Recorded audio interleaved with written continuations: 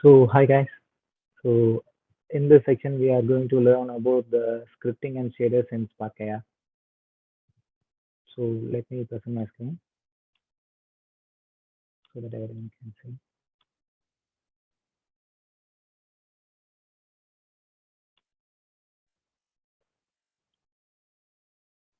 Everyone able to see my screen? Yes, sir. Yeah, okay. So in this section we will be going to learn about the scripting and shaders. So the first we will be learning about the scripting. Okay, let me start it with a new Spark AI project. I'm going to create a blank project now.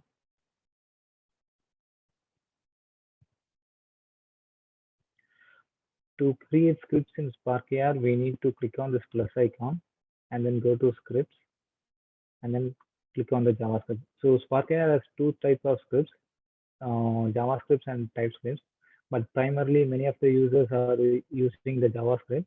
So in this section, we will be focusing more on the JavaScript. So I just created a new script. I'm going to rename reasonable name for this. Just to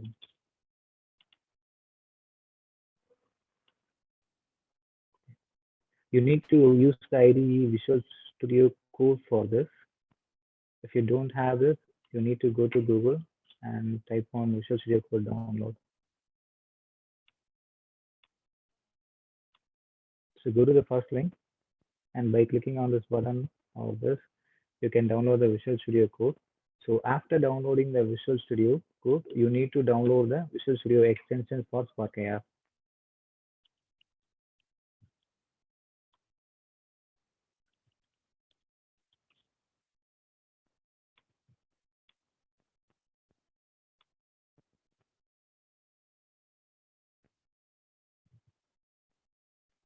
You need to download this extension and manually set it up. So then only you can do the auto completion. Say for example, I'm just typing CON, yes, but it's showing me some suggestions. So if you guys need this, you need to install this add-on. So it will be much helpful for the auto completion. So okay, let me go by one. So these are the scripting bases.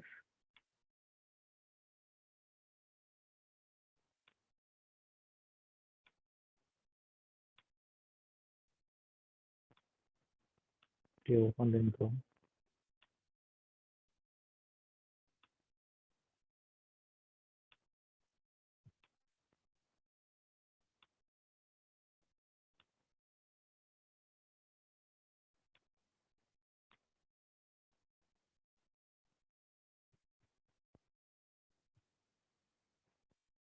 Here you can see the API references. So okay, let me go by one. So constant scene is equal to require scene modeling. This is something like using or say for example using math dot or import math. So in other programming languages like C# or Java, you will be having this definition using or import, but in Spark AI you will be using this definition to import the modeling. So likewise this. So this is the function that will be called when our filter gets loaded.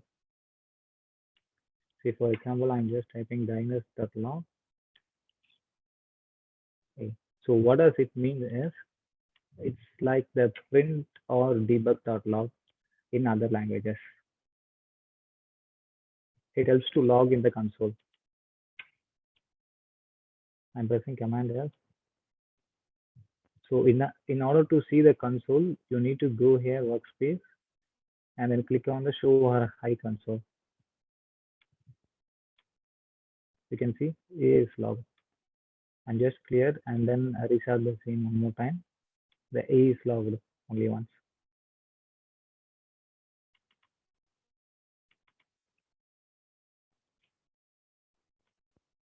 So So next, I'm just uncommented to access scene objects.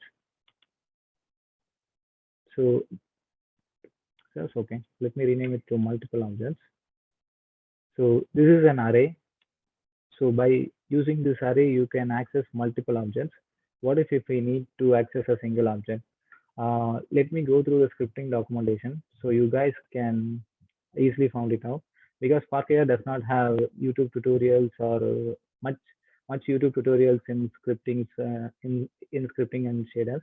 You need to manually go to the documentation and then search for the APIs, and you need to find it out yourself and then input in your code.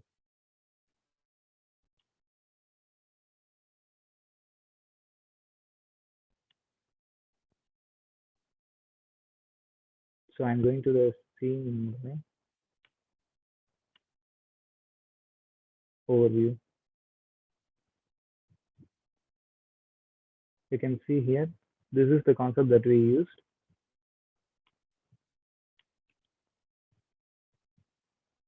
The same here, the array declaration. So we need to find it for the single object. So it's not here. So where we can go is to go from the first. So I just go to the scripting API overview.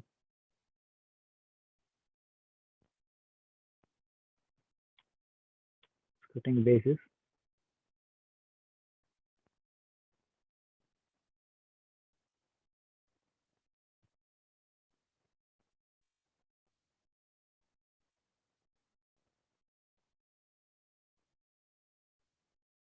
Okay. Here you can see here, store a reference to a single scene object. And this is used for store reference to a multiple scene object.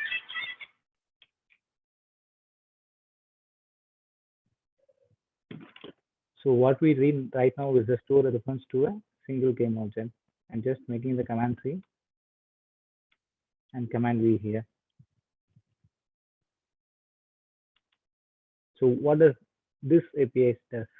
So this API says it will go to the scene root and find first with the name of focal distance. Say for example, scene. Okay, this this API will goes to the entire scene and then look for an object find first. It's calling the API name the find first. So the API will be called from top to bottom. It will go under the camera and check for the name. It which contains the focal distance. If it's not, it will go to the next object. If the name is same as here, it just store it as a references. So the scene object is loaded from the module that we loaded before. When we command this,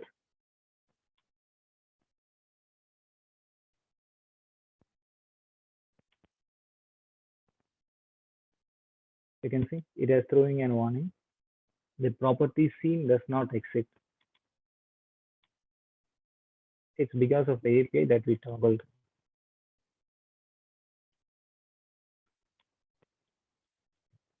So I'm just typing in.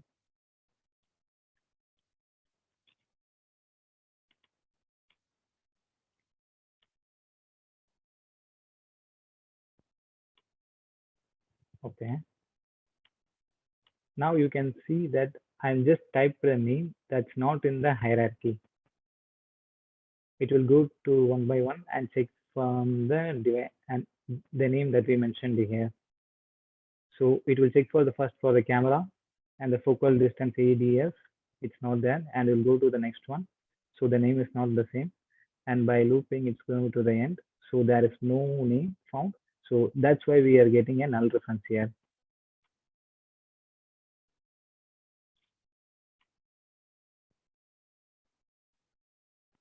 We can see now the null distance has been moved, and then we are now getting a focal distance. This object. This is how you will be referencing as object from scene. And this is how you will be referencing multiple objects in a scene.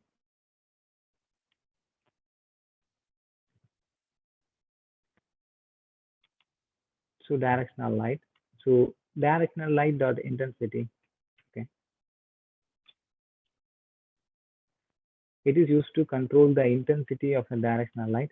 When you refer some of the objects that are stored in the scene, you can access their parameters. That is what you are doing here, and the diagnosis.log.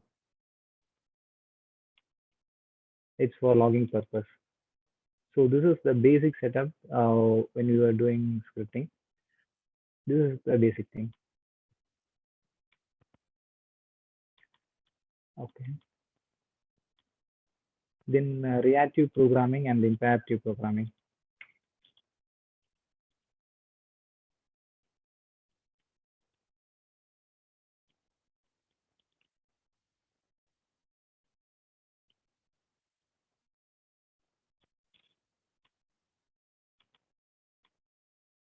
I'm stepping.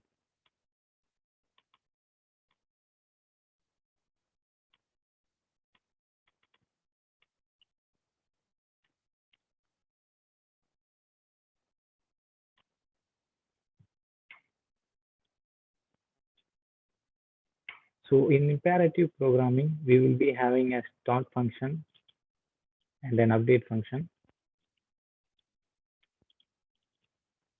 and some various functions like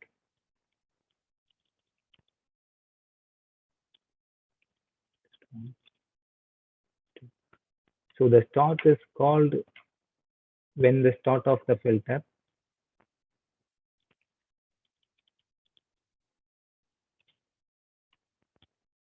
and the update is called every frame. Say for example, we have the filter run up to 30 to 40 frames per second, means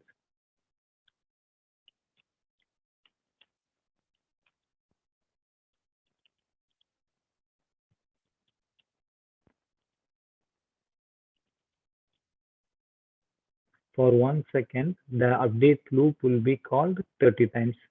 So this is what we call as frames. So in general programming, in order need to update the values, say for example, I'm doing is where a is equal to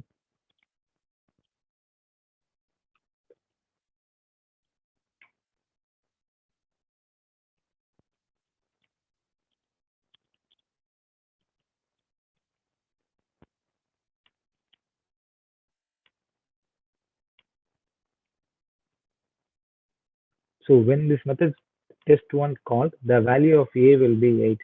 So when we change the value to 8 or say for example, we can make it as B or C, and then B will be 5,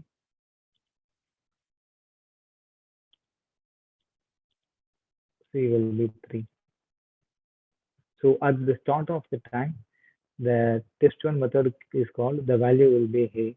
When there is a change in B is equal to 8 and the C is equal to 9 or something like this, the value gets not get updated, like A is equal to 17 like this.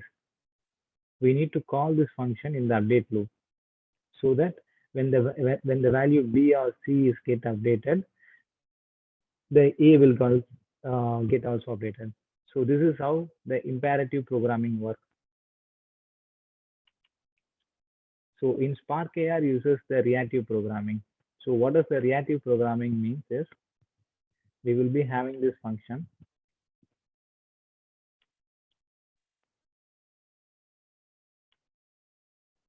and a start method and test1.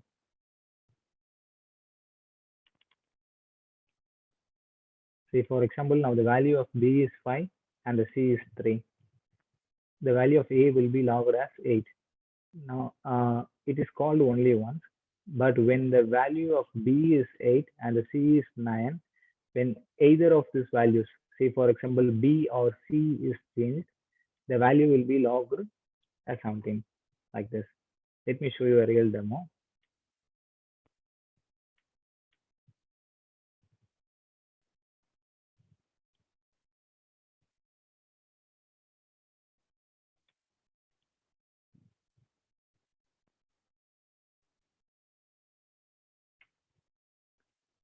Okay, I'm going to access the transform property.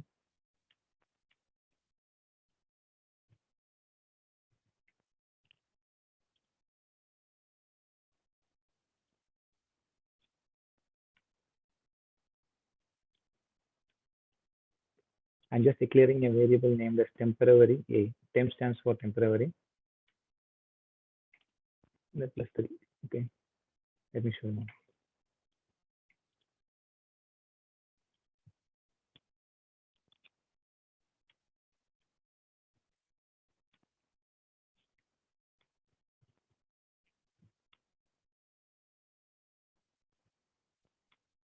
Now you can see it does not have error, but we do like this, the same method. So what we are doing in this API, let me tell you first. I'm just accessing the transform of the directional light. The name is directional light 0. I just copied this and go to search and paste it. So here is my directional light. And then I'm accessing the transform component. So directional line, this is the transform. See, transform component, and I'm accessing the position. I'm accessing the position. You can see here is the position. I'm accessing the position and dot x. I'm accessing the x value. So I'm accessing the x value in the position and adding by 3.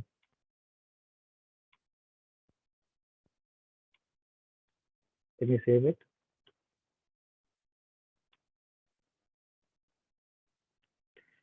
Okay, now you can see it as showing me a warning that plus, minus, multiplication, etc. We should not use in the reactive programming because we are updating the value of here. Every time the change in value, it gets updated. So instead of using the plus, we need to use using the reactive dot add. You can see here.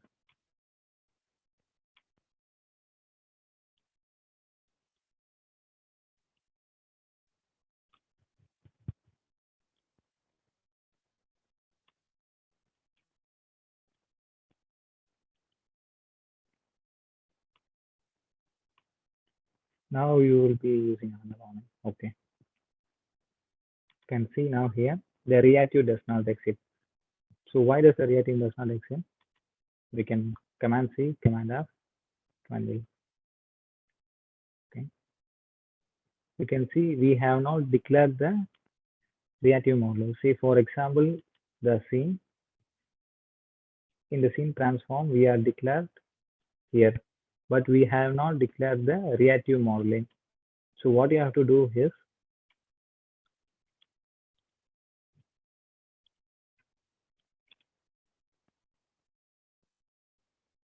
you need to type like this in order this to work. So this name can be anything. It can be R or S or T or V or something, anything like that. But this is the thing that needs to be uh, should not be changed. This is the mandatory thing.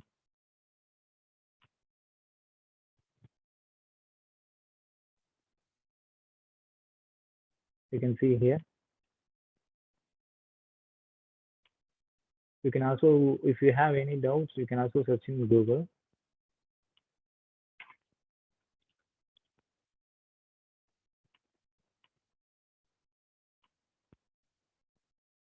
I'm pressing Command R, Command V.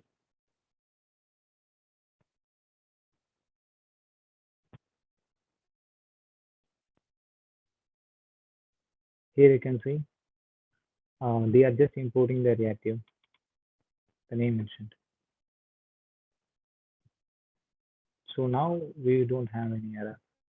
And just clear it and restarting my scene. Okay. Reactive.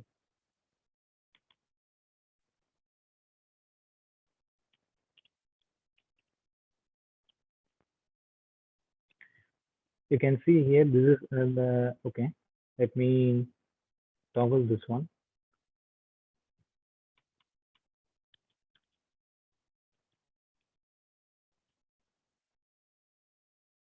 Okay, it's loaded the API.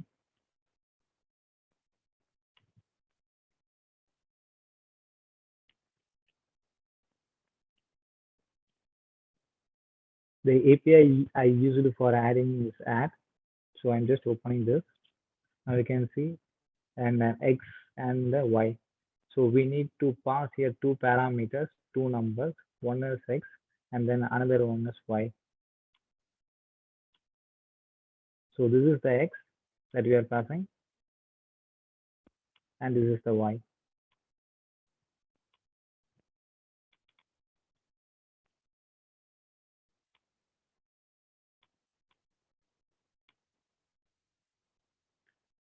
Okay, now you can see no errors in the scene. And just in order to watch the reactive in the log, you need to use the diagnostic.watch. You can see it in the API by going to scripting API, diagnosis module.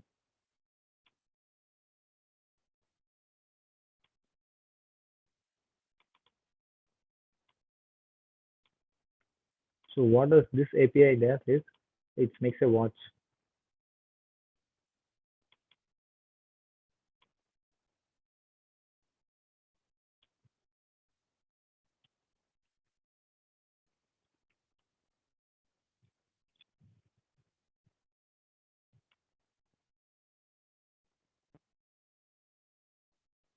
Now you can see the temp value is 3.03. The t is the default that we mentioned here, and the transform.position x. The x value is 0.03. When we change this value to 7, you can see the value has changed to 10. So this is called as reactive programming. This function is called only once, the async function, okay? But the values in here gets updated every time. This is meant as the reactive programming. This is the differences between reactive programming and the imperative programming. Okay. Then we will be moving to the phase gesture.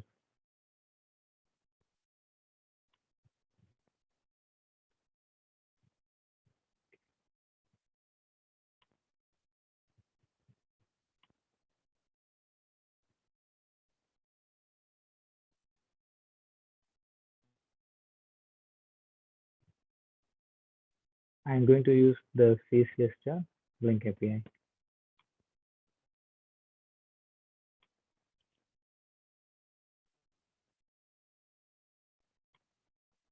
I'm going to remove it.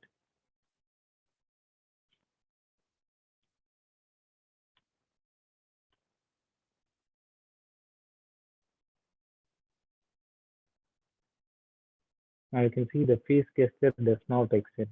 So why does this happen? It's because we don't import the phase gestures API, phase gestures modeling. So we can import it like this.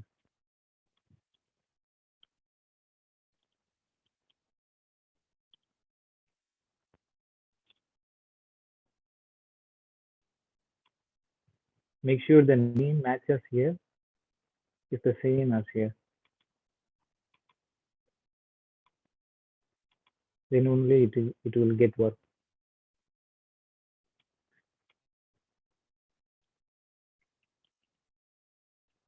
I'm just typing a message line. So this is also won't get work. Let me show you.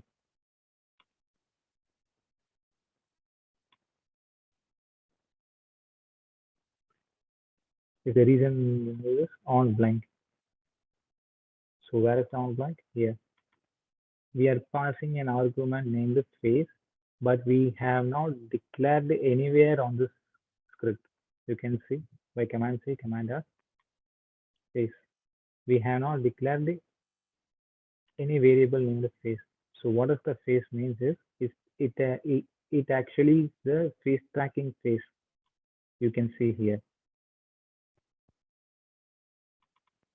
It just create a reference to the detected phase. So I'm just copying that and paste it here. So what does the const mean? So CONT stand for constant and a var stand for variable. So if you declare the constant, it cannot be changed. Say for example, I am declaring a variable name const, then a okay, temp t, and then making is fine. mm, changing the temp d is equal to 6. Let me toggle all of this.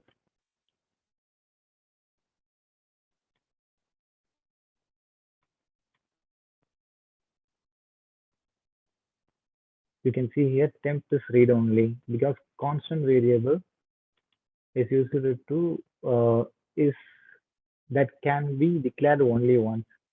If we need to change the variable, we need to change the constant type to var.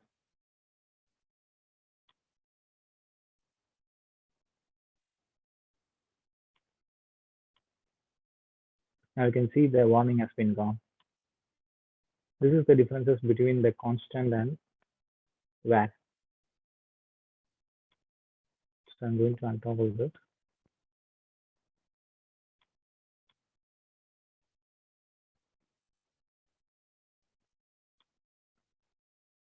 So the phase is referred from the phase tracking model, but we have now declared the phase tracking model, so it will show us the warning.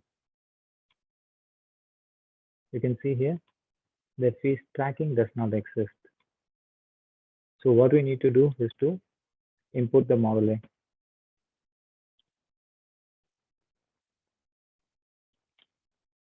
Once again, you need to check the name, same as here, as here.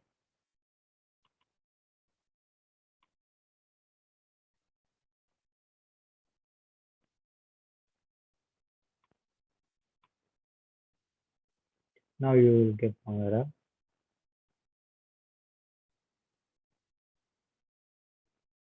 You can see when the user blink is high, the diagnosis.log is get printed.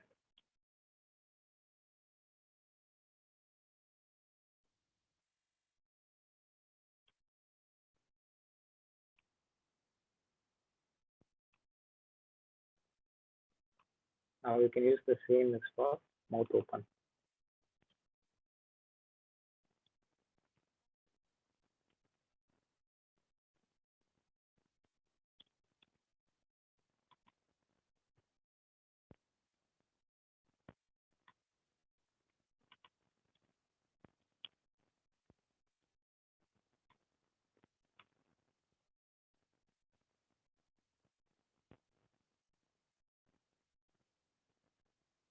So now you can see it is showing me an error, okay, but not anything in this. So what's the difference is this function and this function is, you can see by clicking on this or moving the mouse cursor. The output here is an event source. The output here is in Boolean section. Boolean. This is the differences between the on blink and then hash mouth open. So we need the output of the. Okay, let me type it down.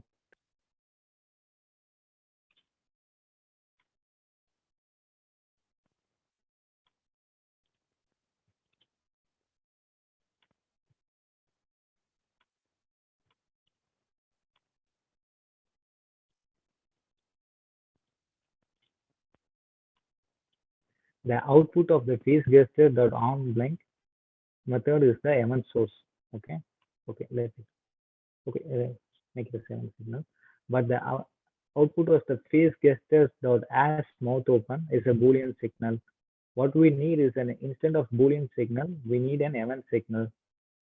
So we are going to write the API monitor.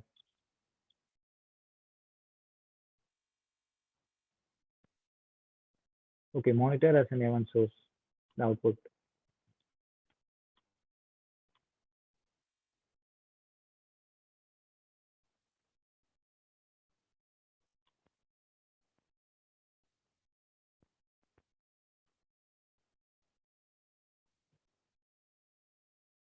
Now you can see it is printing the log mouth open.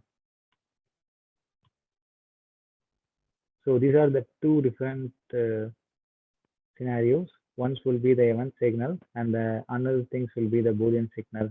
So if we have the output of the face as a Boolean signal, we need to use the monitor API to make it as an event source. Okay, that's all for the face gestures. Okay, before going to the fourth and fifth, guys, do you have any doubt in this?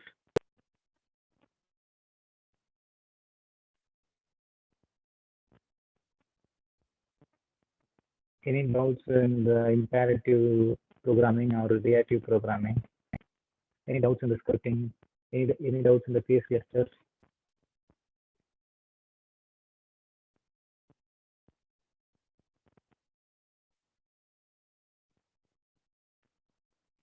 You can also ask in the chat as well.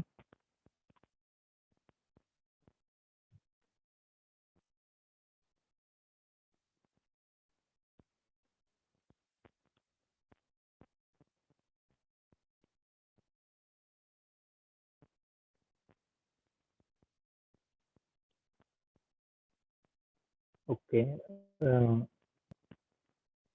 This is a tough for you guys.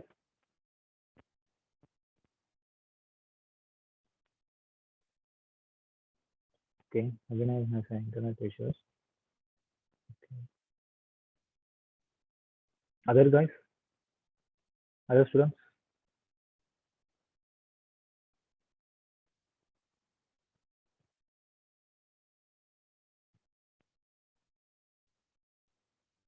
Okay. Okay.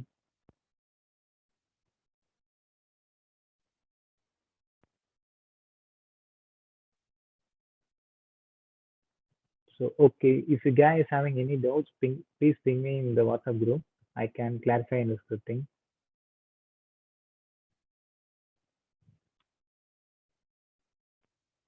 So the next thing we will be focusing on sending values from patch to scripts, then script to patch. Let me close all other tabs.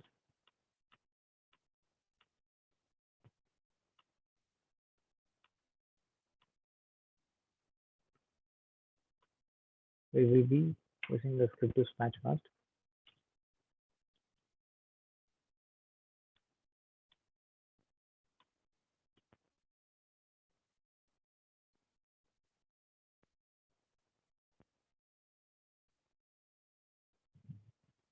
You can see this is the API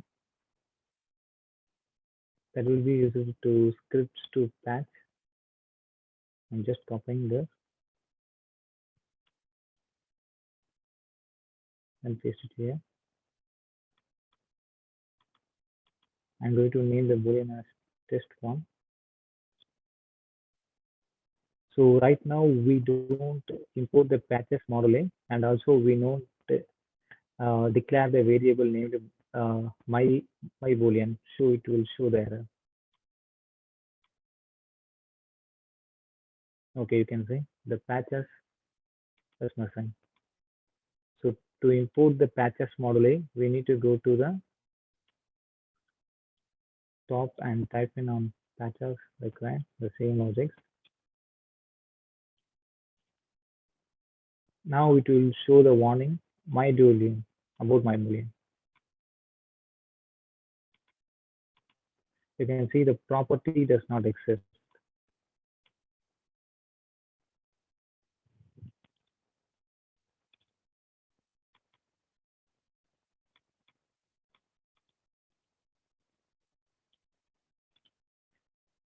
Okay, what I'm going to do is to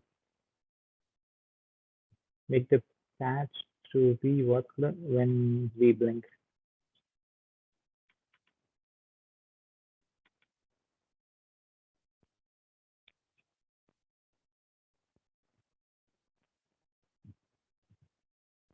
Now you will be seeing an error about the await and assign.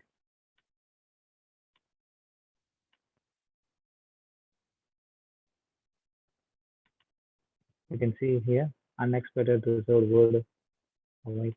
If you are using the await keyword, the function should be on the async.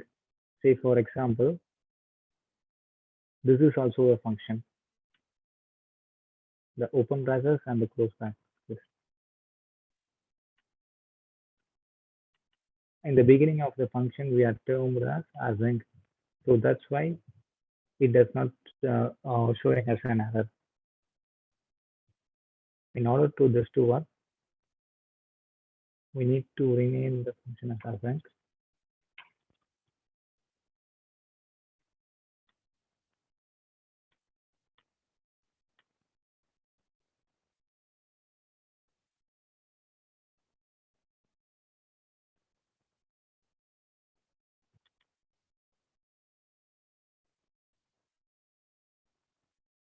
So the warning happens because we have now declared the boolean here. So in order to go the warning, we need to click on the plus icon and tap on the boolean. Why boolean is because we are using here the boolean. Say for example, we are using here set boolean. So we need to use the boolean and we need to copy the name that we declared here and need to paste it here. So when we restart, it also show a warning. It is because we need to drag the script into the patch editor.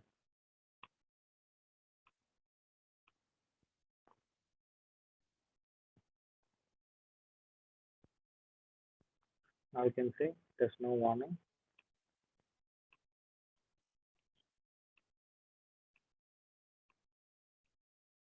And just to restart the script, see, when the user get blinks, you can see the value becomes true. This is how you will be sending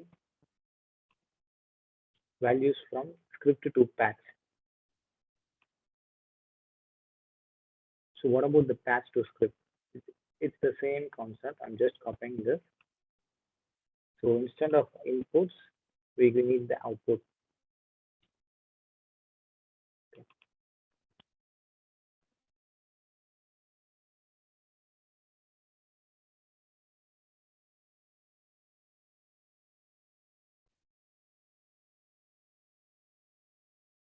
The name of the boolean, I'm going to name it as test2. You can see the output is here as also a bool signal, like we used here. So we can also use the same code, monitor.subscribe.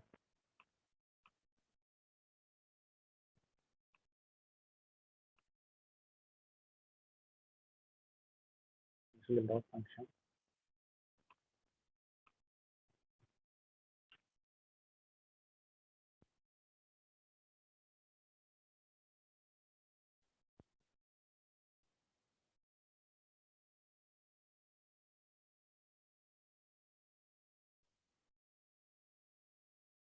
So I need to create a variable here. I just declared the name called boolean. So I need to click on the plus icon and change the type to boolean. And I need to pass the same name as it is here.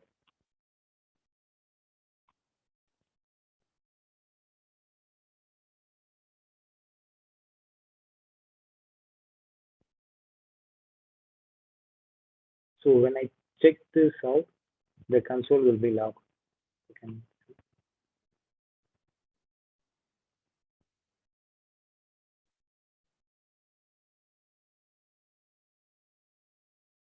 Okay, I think some error has happened. Let me toggle this.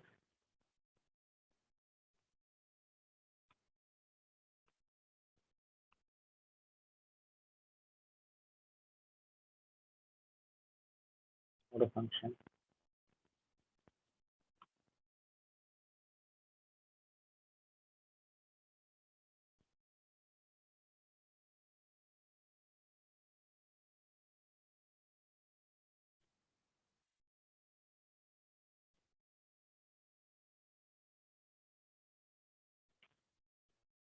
That will stop.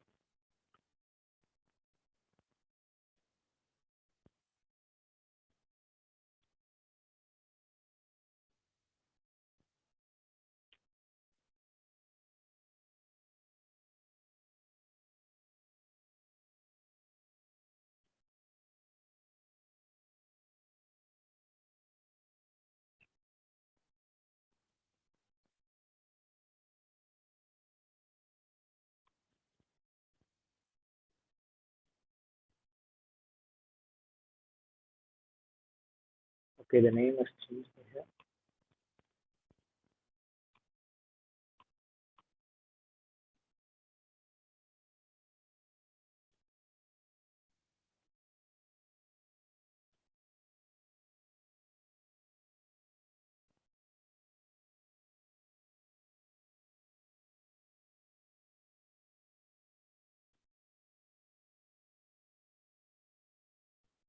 Okay, I have some issues in this function.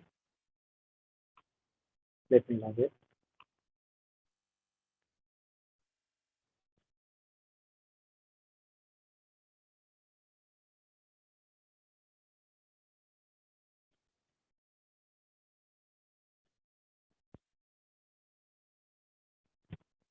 You can see when I click the check mark here, the value is getting printed.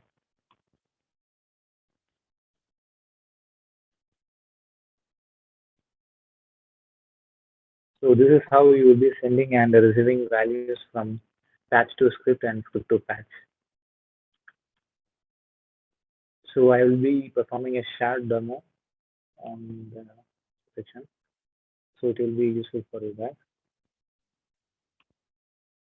You will be connecting this with the use case.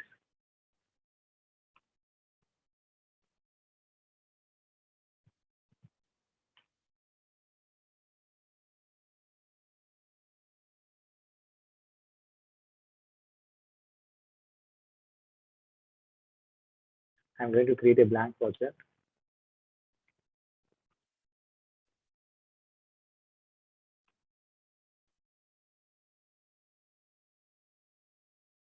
Get a new script named tap to place.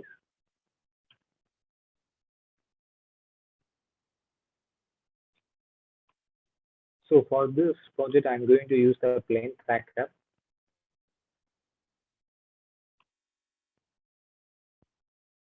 You can see here, you can move the camera by using the AES DW keys. You can see the camera is getting moved when I press the AES DW keys.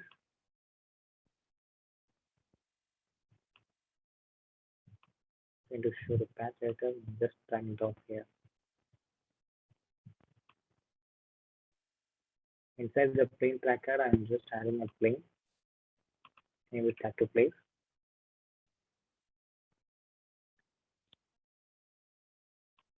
Create a material mount and name it tap to place.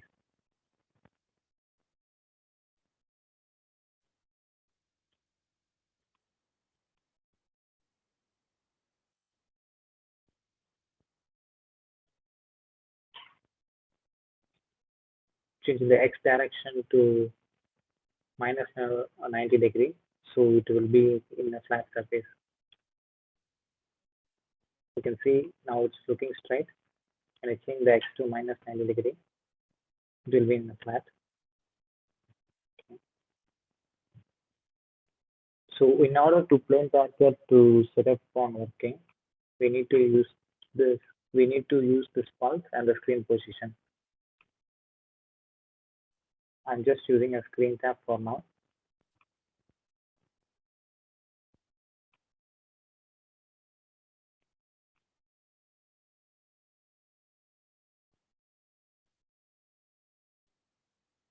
Okay, let me import the texture.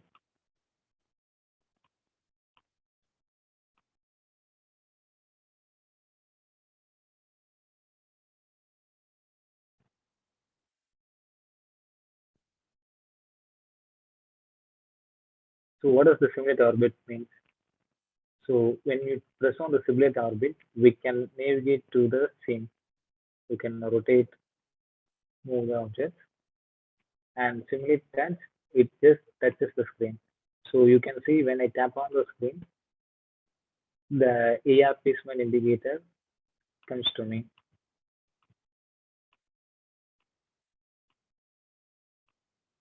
So instead of acting like this, I need this to be performed every time. So for this to work, I need to use the imperative programming. So if you guys need to use the imperative programming in Spark AI, you need to use the Spark AI physics scripts.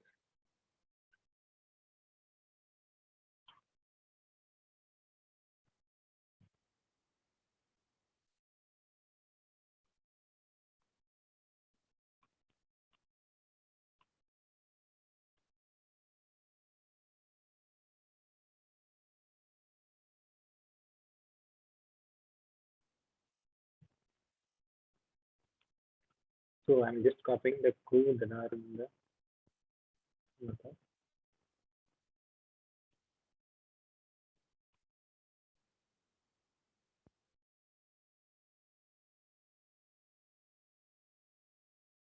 and open the template script. I'm just going to delete this one of the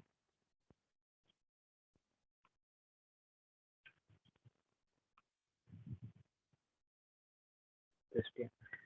Right now I'm going to delete the code that are using for the physics. We don't need the physics code.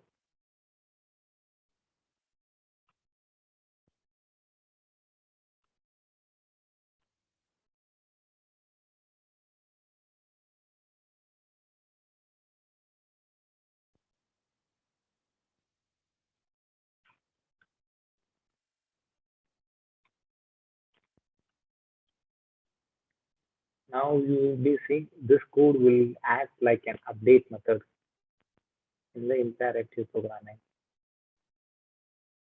Okay, property time does not exist. We have not imported the time overlay.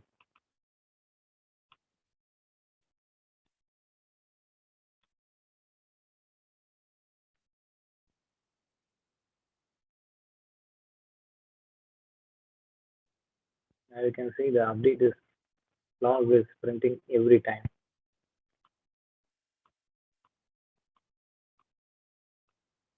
when we clear.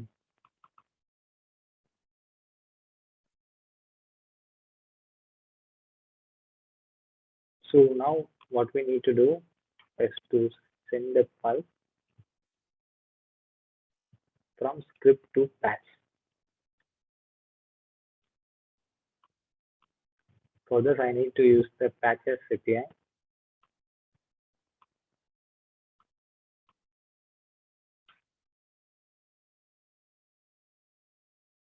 Okay, let me show you that.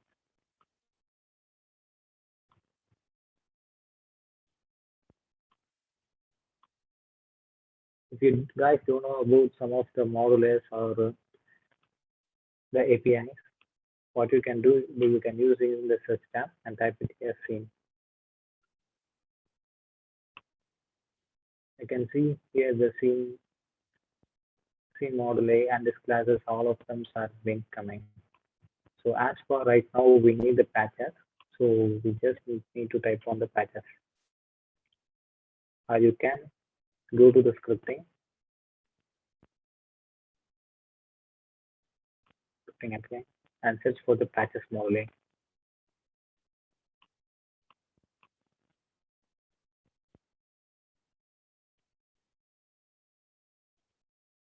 You can see here, this is the inputs and outputs of the patches. Examples, send the boolean value to the patch editor under the name my boolean. Get the string value from the patch editor. So this is the thing we used it before. So now we will be sending values from script to patch.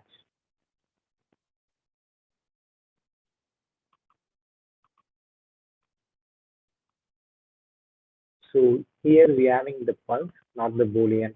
You can see the check mark. Let me show you by the value. If we have the boolean input, it will be like in a box shape, and we can check and then uncheck. But if we have the pulse input, it will end a circle like this, a small circle. So here we are having a small circle like this. So right now, instead of boolean, we need the pulse. So I'm going to use set. Okay.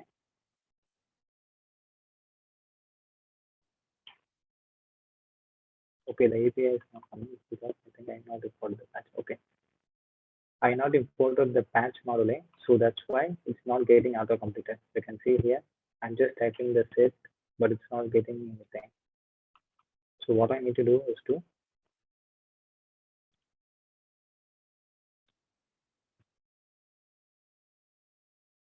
get the patch module here.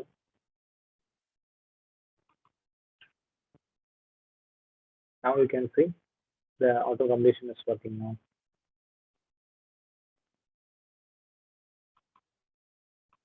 So instead of my boolean, we need to use the once to get triggered, we need to use the reactive dot once. So why it's not auto completing the reactive not once? Because I have not imported the module in the reactive.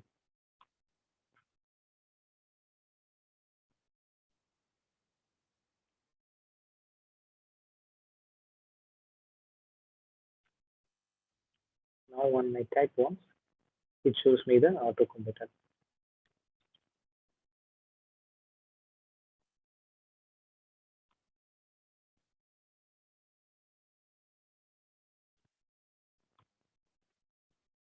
Now we will be having one error.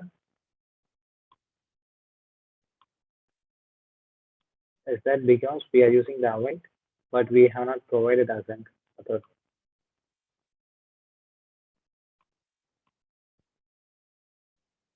You can see here it is showing. We are using the await.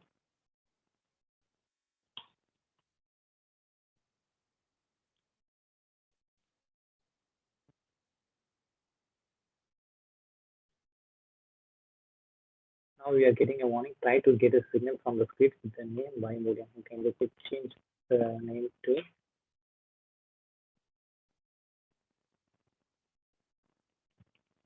scan chapter please.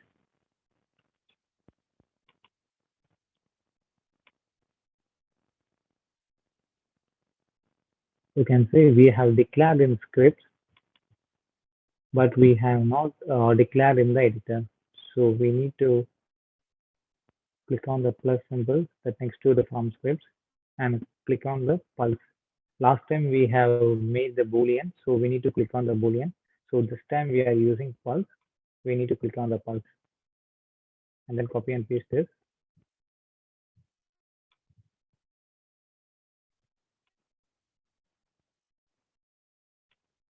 And just drag and drop it here. Reset the screen.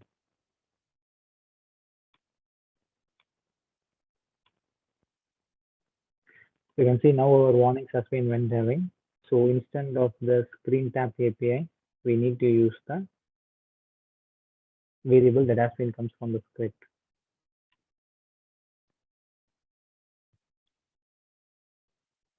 So instead of screen start, I need it to be the center of the screen. So I'm using the screen size API.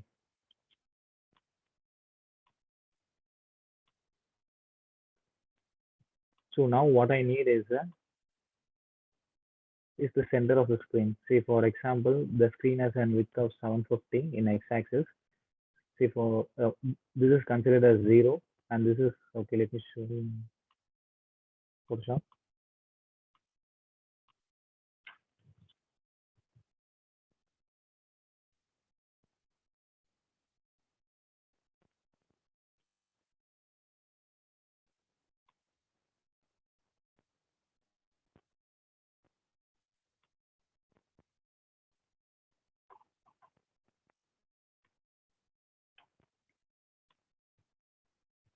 Okay, consider this as our actual screen. The x-axis start here will be 0, and then end is 750. You can see here.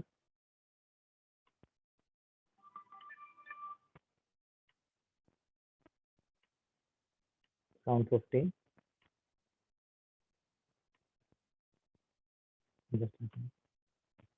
Then y-axis 0 to 134.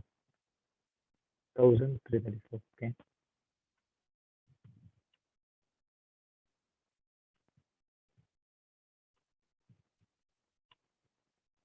So what we need now is the center point. So when we divide the 750 divided by 2, we will be getting the center point here, 375. When we divide this value 0 to 1334, we will be getting the center point here. So by this way, we can get the center point. So the x-axis is here and the y-axis is here.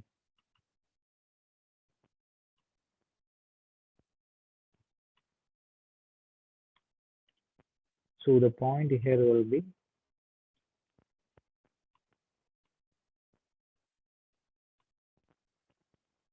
375, 667. So 375, 667. So see, for example, this is the 500 in y-axis. Here is the 500. Here is the 600, like this. So the value here is 375 to 667. So in x-axis, the value should be in 375, and the y-axis, it should be in 667. So we will get the signal by dividing by 2. And we are not going to pass it as composition.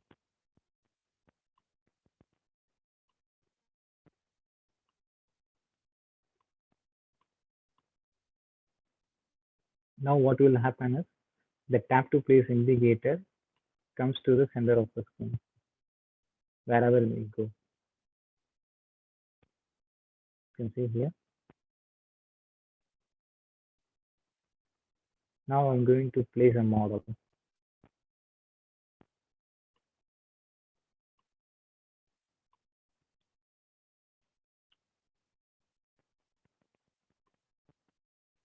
I just going to the Maximo site. I just use it for the free rating.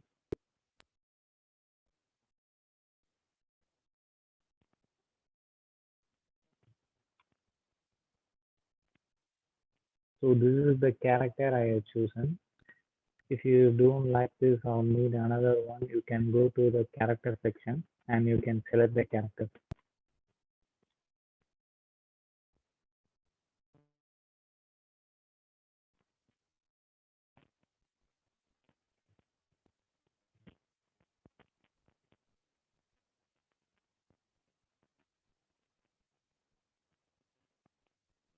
You can see that now the character has been changed.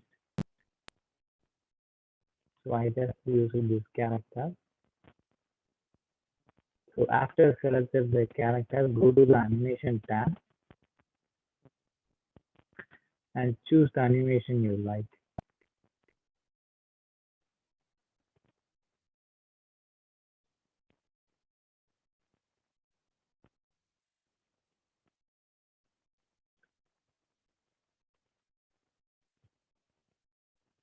Okay, it's getting delayed.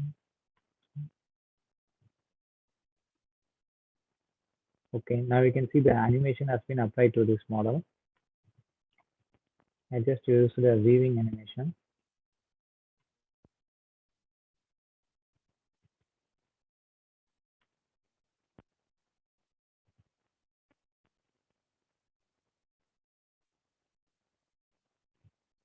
So after you are done with your animation, you need to click on the download button and you need to click on the download.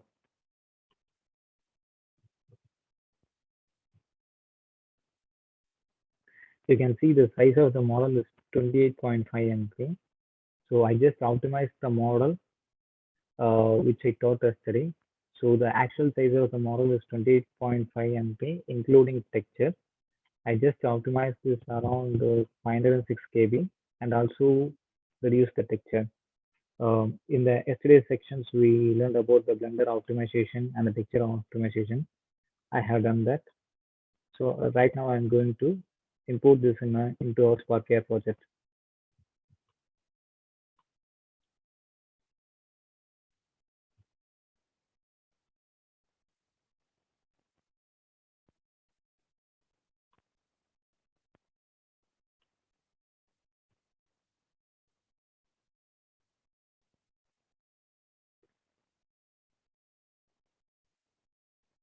You can see the scale of the cartoon boy is too high.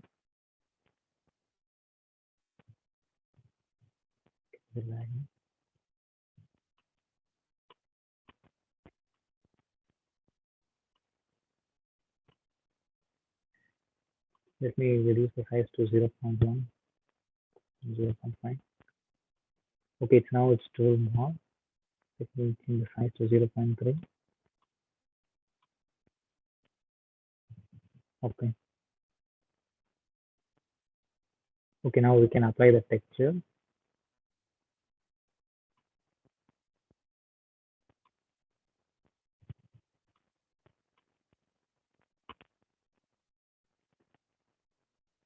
So you can see the animation is not playing in our model. In order to use the animation to work, we need to click on the plus icon and go to the playback controller and click on the animation playback controller. So a new animation controller will be on. I'm going to rename it as cartoon by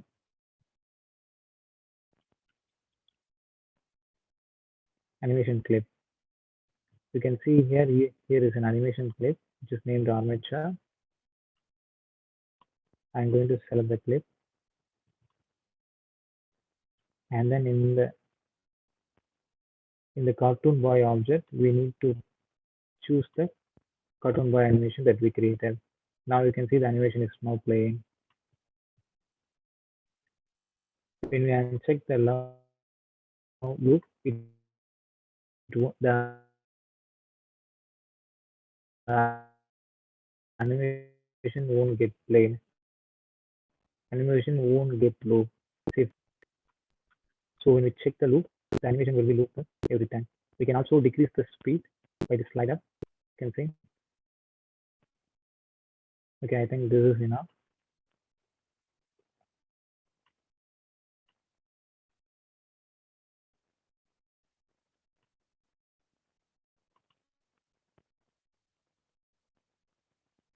So what I need to do is to initially disable this object. When the user tap on the screen, the model should be appeared. So for this, I need to use the tap gesture in scripting. So for tap gesture, I need to search in Google tap gestures in Spark Air.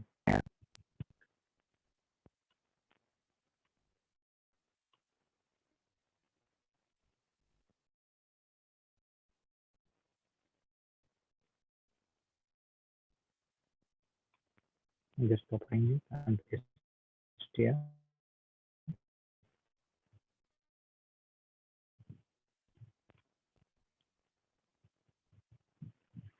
So this is the gesture when called when on tap. There is also an on pinch. Okay, you can now see there is no auto completion in the because we do not implemented the touch gestures.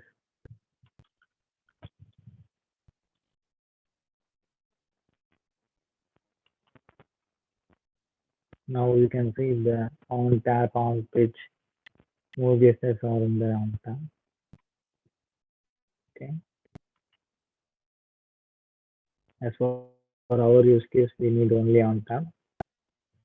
I'm just going to save it and let me log this.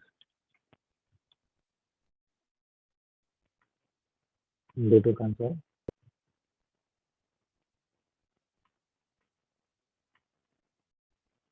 You can see here undefined is not the function. It has shown a warning. It's because we need to, if you are using tap gesture in script, we need to go to project, edit properties, capabilities, touch gesture. We need to check the tab gesture and click on done. We need to enable this manually when we are using scripting.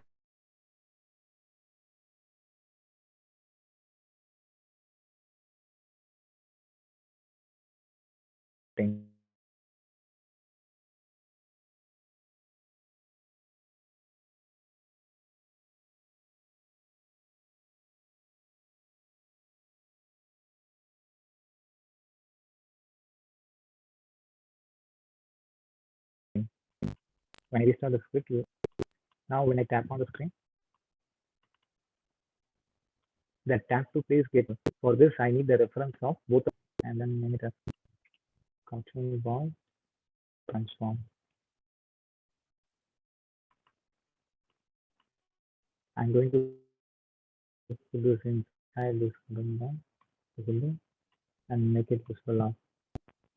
So what I need is reference of two of this game objects. So I'm just copying the name and declaring two variables.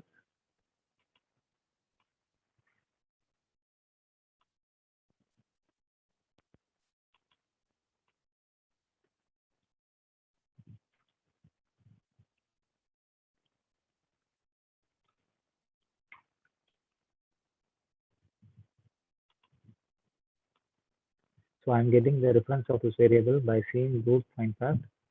So it will loop through all of the game objects and search for the name named tap to place.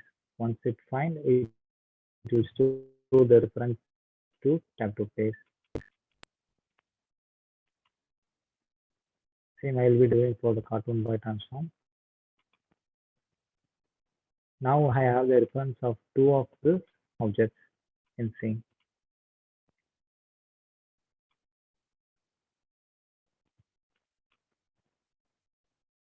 Now what I need to do is to cartoon boy dot hidden is equal to okay.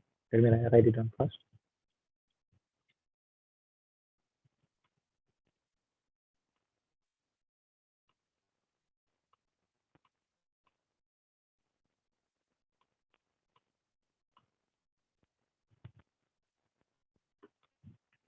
Okay.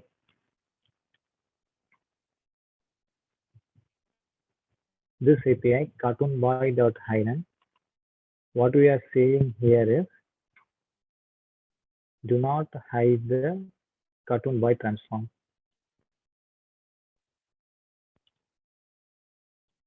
Say for example, if we need to hide the tap to place object,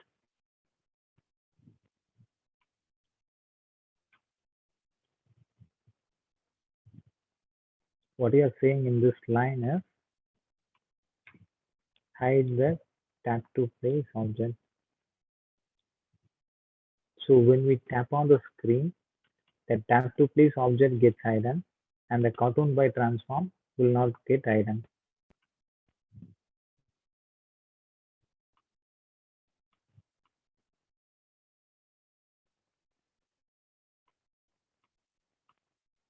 You can see here the tap to place is get hidden and the cartoon boy is not getting hidden. So this is what we are doing is here.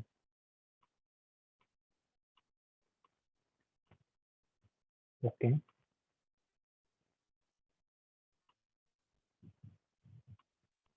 And this is all about the scripting and then small section in scripting. Do you guys having any doubt in the scripting section, scripting part?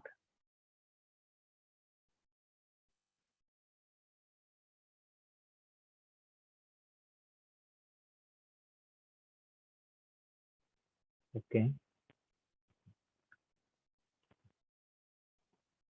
Okay, now we can move to the shaders. So this is one of the most complex thing in Spark AI. So you guys have to make this as a last priority. First, you guys to learn about what I recommend you guys to learn about is first you guys should learn about the 2D and 3D, and then the GIF and LUT and scene render path.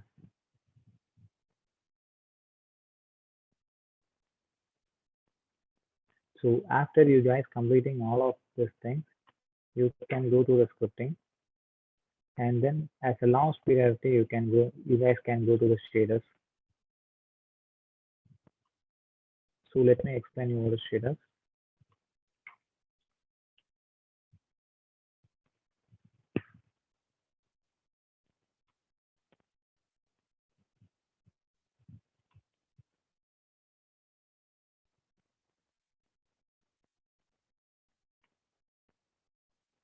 So in the yesterday section, I have teached about the vertex and triangle. So you can see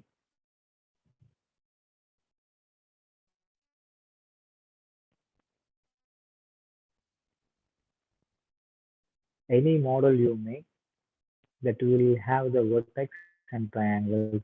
Vertex is the point and triangles is the constructions of the mesh. Okay, I'm going to type as anyone.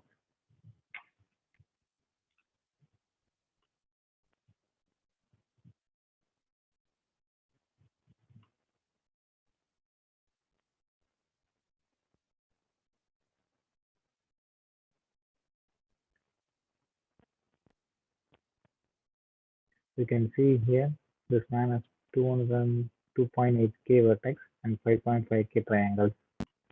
So consider this as a point, like I said yesterday.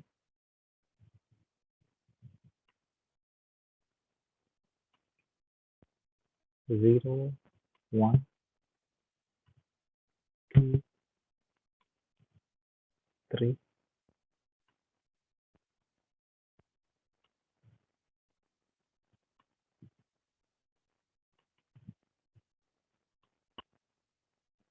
So these corner points are called as vertexes. These corner points are formed together triangles. So here the triangle is 0, 1, 2 is a triangle, and 1, 2, 3 is another triangle. Now we will have a two set of triangles. So how does the shader work?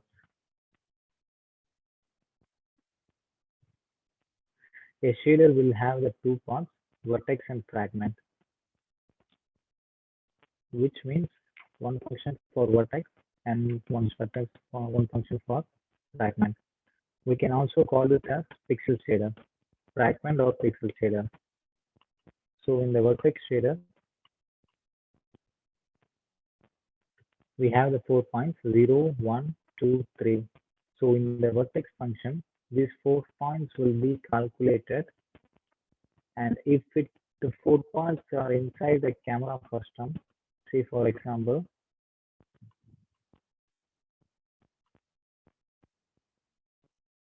I have created a plane, an empty plane,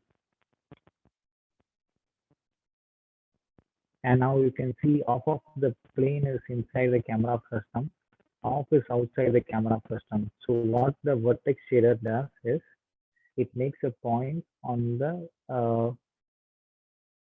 right side of the screen at the edge of the screen here. So the points here will be 0, 1, 2, 3.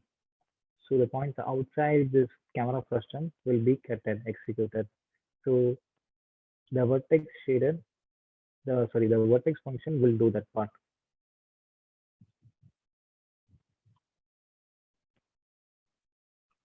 So what is the fragment or pixel shader does?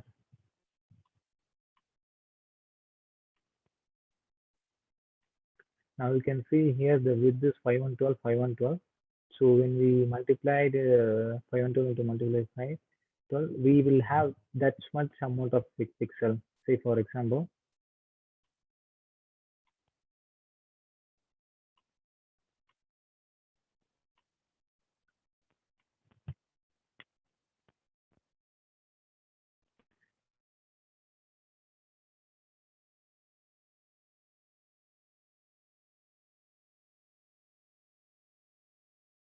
two. So this 2 cross 2 will be multiplied get as 4. So this is the 4 parts that we'll be getting. So the first part is 0, 1, 2, 3. Likewise, this image has a resolution of 512 into 512. So it will be multiplied by 512 into 512. So this image has a collection of pixels of 512 into 512.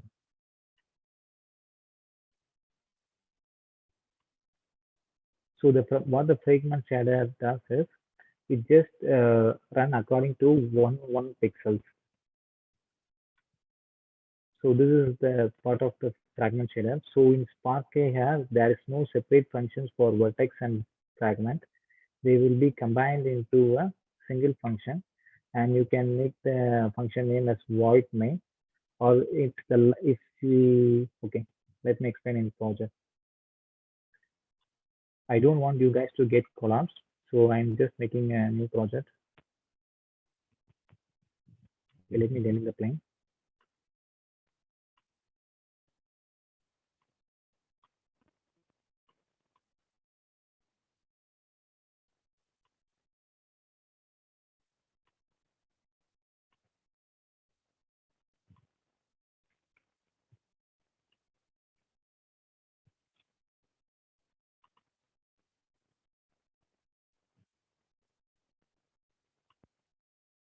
So this is I just created. Okay, let me explain. In order to create a shader function, you need to click on the plus icon and then tap on the shader code asset. And just rename its name to test1 shader.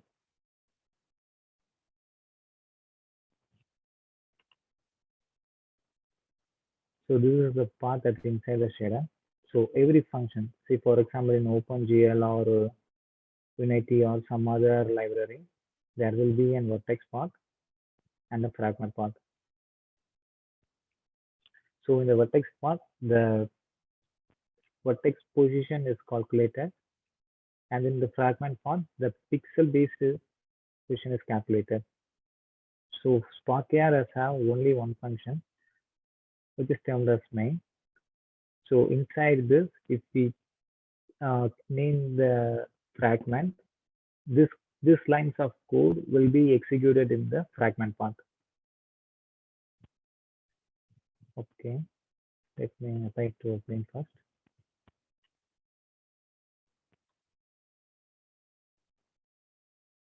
In order you to assign the shader to the material, you need to click on the shader tag and then go to shader asset. And this is the shader that you have created. You can see the star is here. I'm just starting. Okay, it's not working.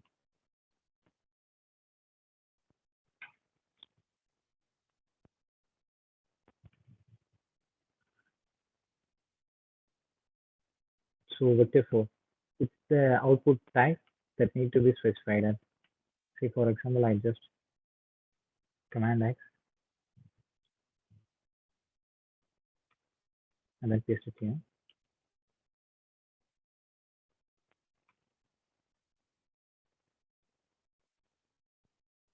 So now our plane will be rendered as white. So why white is because 1111. Let me show you.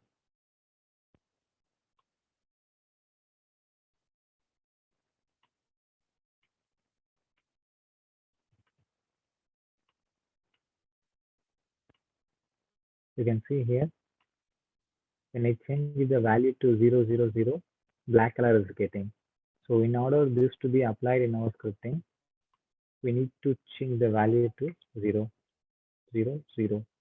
So it is off, the first 0 is off, and the second 0 is B, and then third 0 is B. So it is RGB. And the fourth one is alpha. I forget to say. Now you can see the color is black.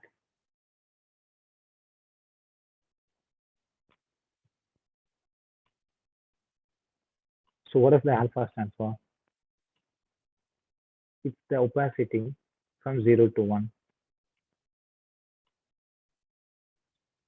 I'm just making the opacity as 0.5. Now you can see it has a little bit opacity. So what are these things? So check for color. Okay, let me go by this. This is the parameter that we assigned in the inspector. If we just cut it this, the color parameter won't appear. Instead of colors, we need to manually type the number. So this is the color and same as for here. So these are the parameters. So these are the input types. Say for example, color 1, color 2, ARM count. We have the color 1, color 2, ARM count.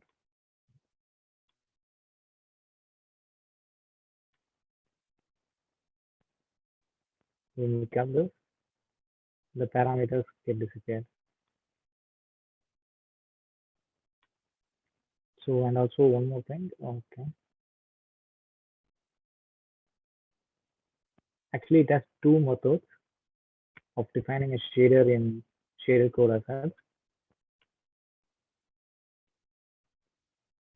One is this and another one is this. So what is the differences between main and void main is here we are declaring an output as vector 4. Then we are need to use the return key. But here we are using the void.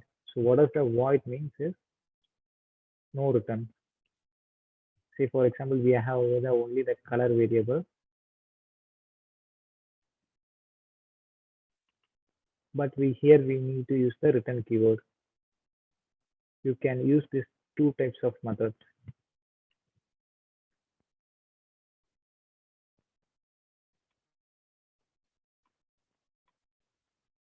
When I change the name to like this, something irrelevant, it gets working.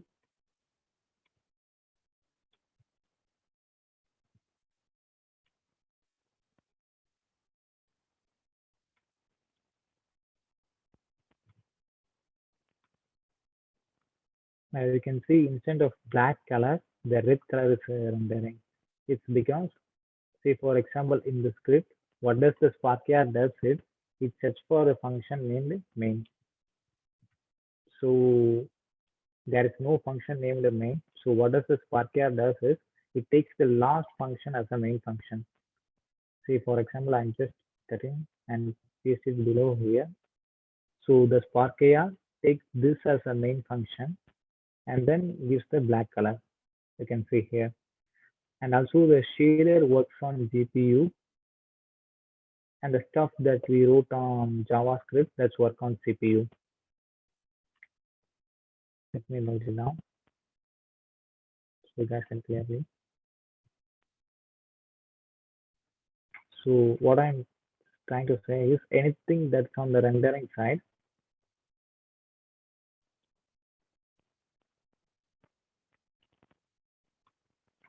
that will be works on the GPU.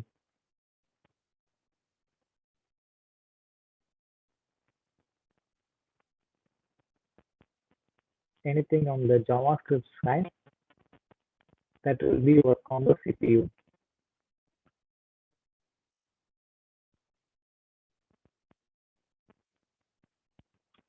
So this is a small basic steps in shader. Still we have lots. So as you are guys are beginners, so I just cut it down. So I'm going to save this.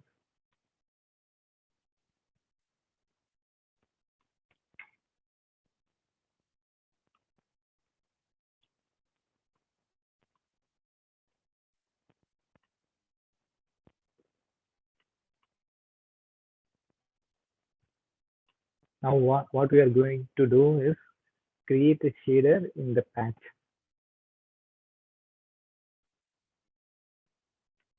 Just clicking on the new shader code assets. Let me rename it first. SPR start. So giving a reasonable name. Start.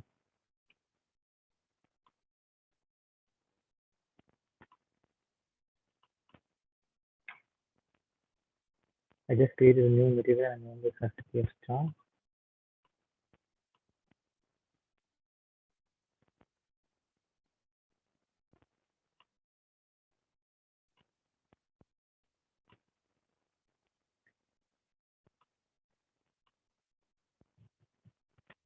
Now what I'm going to do is I'm going to recreate this star in patch editor without using the scripts.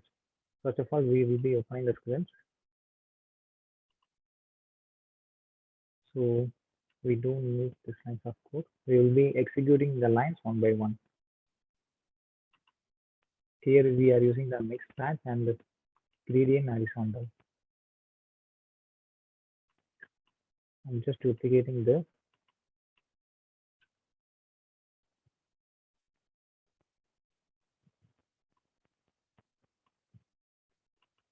Assign a new material to the plane that we created and naming it as SPF start 2, making it a flat texture and patch.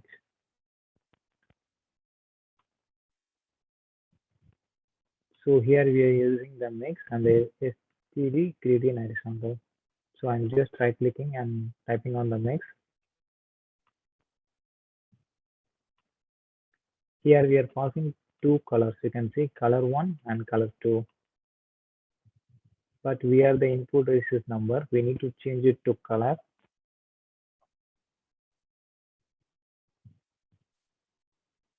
To use the star color, we can just drag and drop into page editor. You can click on the color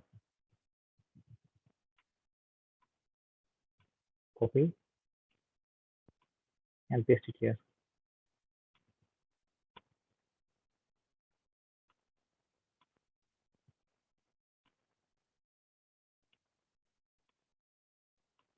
Now what we need is the STD gradient horizontal. I'm going to type gradient and the horizontal.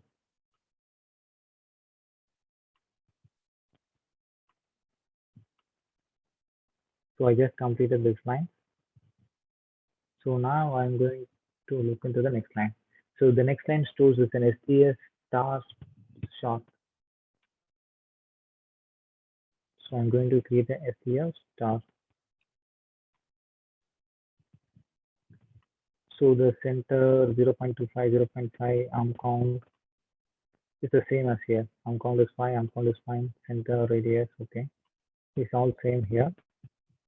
So I just completed this line too. And what this does is just converting the UV to STF. So we are already done in the patch and F width.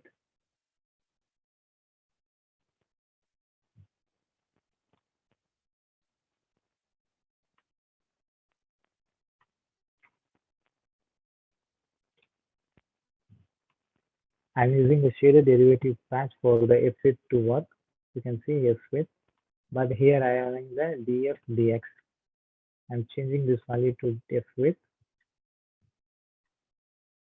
and the value passed here is this, the values from the STF.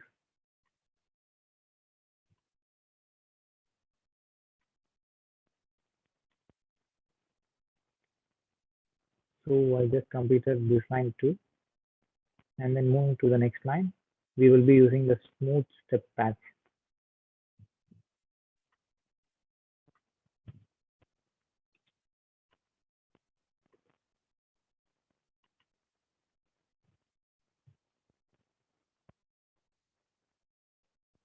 So what we need to do is to pass the output of the edge to the input of the smooth step patch. Here we are having a negative sign, so we need to multiply this output by negative sign. So anything multiplied by 1 is 1, but we actually need a sign here, minus. So we'll be inserting a sign like the minus, then making as an input. And this is the value that we'll be getting from the here.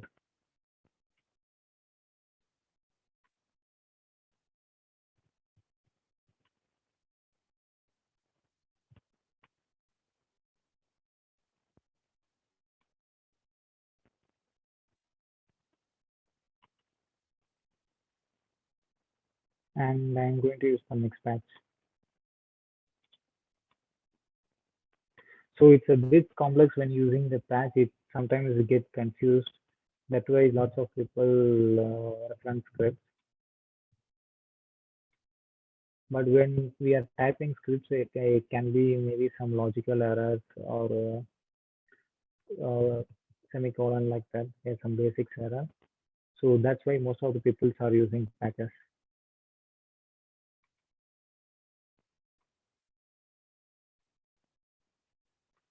Okay, I took method wrongly.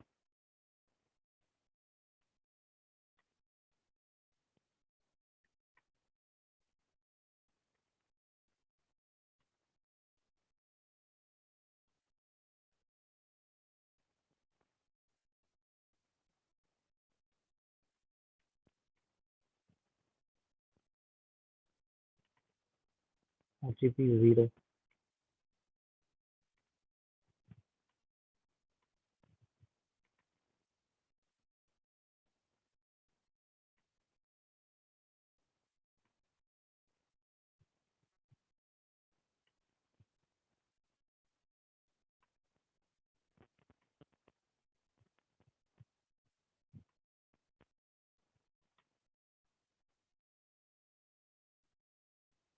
Okay, I too missed out something. Let me recheck it one more time.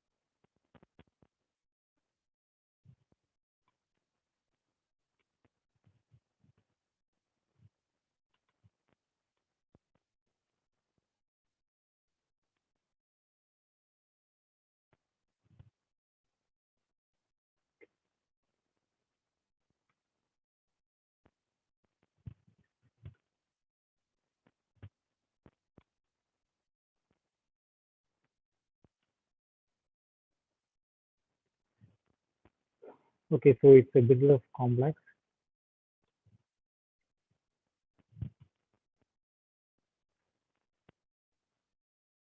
Okay.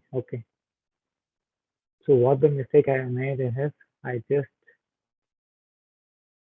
made the two objects in the same. So that's the mistake I have made. So now you can see this is the STF star that we created from the script. So this is the STF star duplicate that we created from the patch.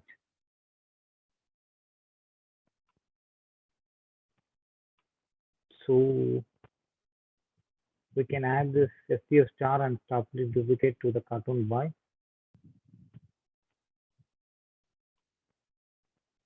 So when we tap on the screen, it gets dispelled. Let me assign it somewhere.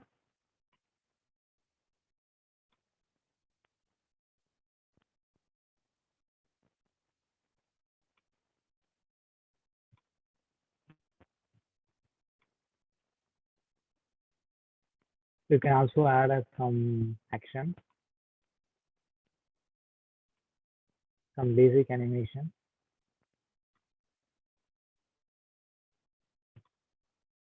That will have a more engagement.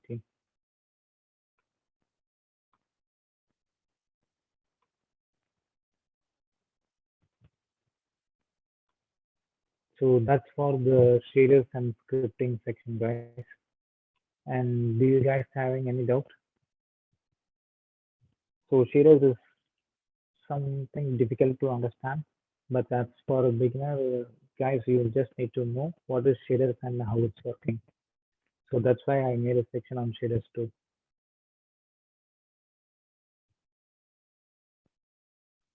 Any doubts, guys? In scripting and shaders both as well.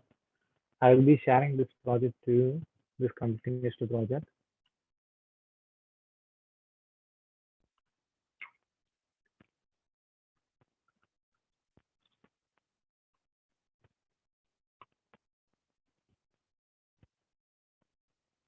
Okay. Okay, I hope none of them has having doubts. So your next section will assignments will be inserting some STF star, STF circle in the camera texture that I taught yesterday, that I will be sharing in you in the WhatsApp group as well.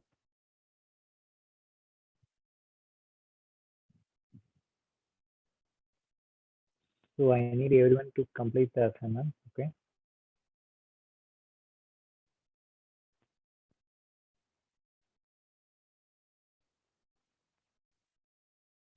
Okay, guys. I hope everyone is having no doubt. So I'm going to end the section now. We can connect on next week. Bye, guys.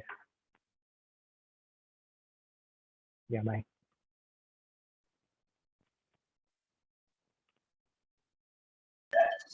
Bye, sir. Thank you, sir.